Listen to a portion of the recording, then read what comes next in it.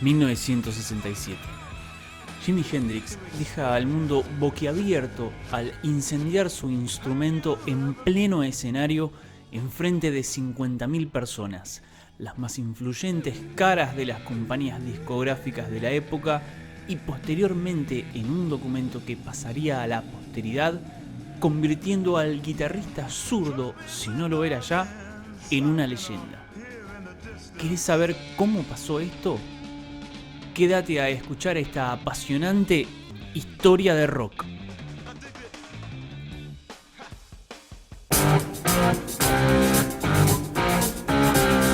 ...1967...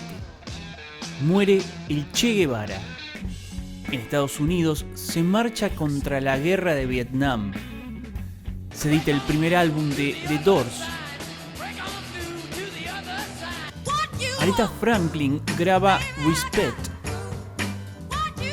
Se edita Sgt. Pepper de los Beatles. The Velvet Underground and Nico. The Jimi Hendrix Experience. Born Under a Bad Sign de Albert King. Smiley Smile de The Beach Boys.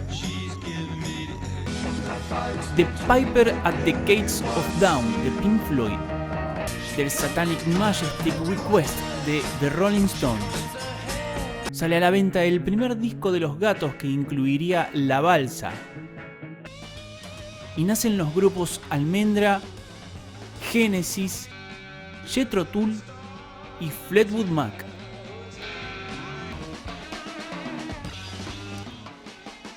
Johnny Allen Hendrix, el verdadero nombre de Jimi Hendrix, nació en Seattle en 1942. Él era hijo de un militar estadounidense y se formó como guitarrista de forma autodidacta. Su excepcional técnica lo llevó a ser músico sesionista de bandas como The Isley Brothers, Little Richard, Curtis Knight and the Squires, hasta formar su propia banda llamada Jimmy James and the Blue Flames, para luego formar The Jimi Hendrix Experience. Con esta banda, y gracias a la entonces novia de Keith Richards, Linda Kidd, conoció a Chas Chandler, bajista de The Animals, que de inmediato pensó en producirlo y le ofreció llevarlo a Inglaterra. Oferta que Jimmy aceptó de inmediato, salvo por una condición: quería conocer a Eric Clapton. Cuando esto sucedió, Clapton quedó anonadado. Transitando el circuito rockero con su banda The Jimi Hendrix Experience, ganaron cierta notoriedad. Su disco debut llegó incluso a estar ubicado en el segundo puesto en los charts ingleses, solo por detrás de Sgt. Pepper de los Beatles. 3 días después de editado el álbum de los de Liverpool, Hendrix daría un concierto en el Sable Theatre tocando la canción que da nombre al disco de Sgt. Pepper. Entre el público se encontraban Brian Epstein, dueño del teatro y manager de los Beatles, George Harrison y Paul McCartney. Este último calificó el cover como uno de los más grandes honores de mi carrera. Si bien casi toda Europa estaba maravillada con Hendrix, en América pasaba desapercibido. Su primer disco ni siquiera entró en el top 100 de Billboard, y quizá nunca nadie hubiese escuchado hablar de este guitarrista de no ser por Paul McCartney, quien lo recomendó para participar en el Monterrey Pop Festival, calificándolo como un hacha de la guitarra, al punto en que aceptó involucrarse con la organización del evento con la condición de que se lo incluyera a Jimmy en el festival. Y así fue como The Jimi Hendrix Experience ingresó en el listado oficial del concierto. Chandler había hecho un trabajo excepcional promocionando a The Jimi Hendrix Experience.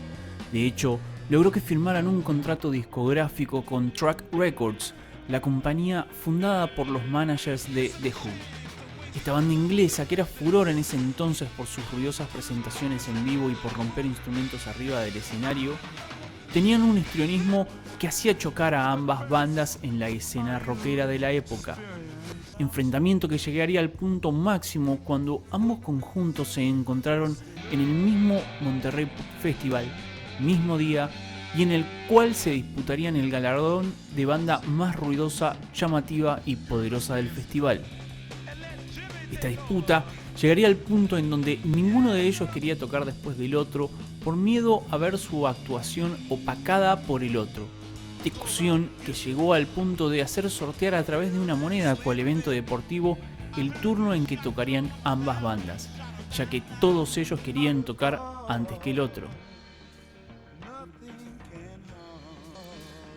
El sorteo lo ganó Pete Townshend, quien, molesto porque Hendrix, entre otras cosas, imitaba su actuación de romper la guitarra en el escenario, una vez arriba y para finalizar su actuación en el festival, procedería a destruir su guitarra, amplificador y cualquier otro objeto en el camino, seguido por Keith Moon, baterista de The Who, quien haría lo propio con su instrumento.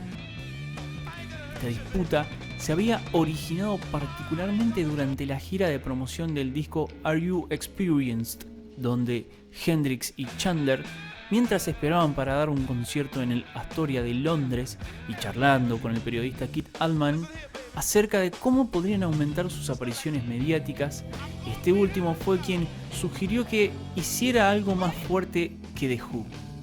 Acto seguido, y para terminar con la actuación en el Astoria, Jimmy encendería en llamas su guitarra mientras tocaba la canción Fire. Pero este concierto no fue documentado ni en fotos ni en video, por lo que pasó a formar parte del imaginario popular del rock, enalteciendo la imagen estruendosa de Jimmy y esparciendo el rumor en el mundillo del rock de un Elvis negro, más ruidoso y destructivo que Pete Townshend.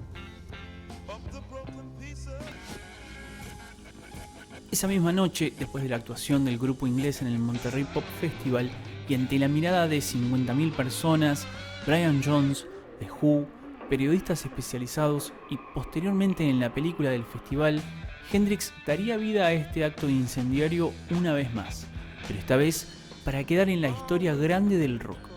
El público, la prensa y Pete Townshend quedaron estupefactos, y los ojos del mundo finalmente voltearían para por fin poder ver a Jimi Hendrix, un guitarrista que hizo ruborizar en su mejor época a Eric Clapton, George Harrison y Jeff Beck.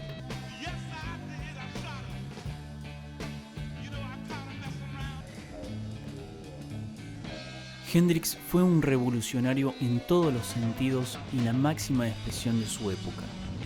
Su calidad en la ejecución de su instrumento, su capacidad de creación ilimitada, el uso y el abuso extensivo de los efectos y su personalidad arrolladora arriba del escenario lo convirtieron en una leyenda que quedaría tatuada en la retina rockera para siempre. Su carrera discográfica duró tan solo 4 años, pero sus logros fueron más intensivos que extensivos hasta su muerte en 1970, como el día en que tocó el himno nacional estadounidense con su guitarra en protesta por la guerra de Vietnam en el más grande festival de la década del 60. Pero esa es otra historia de rock.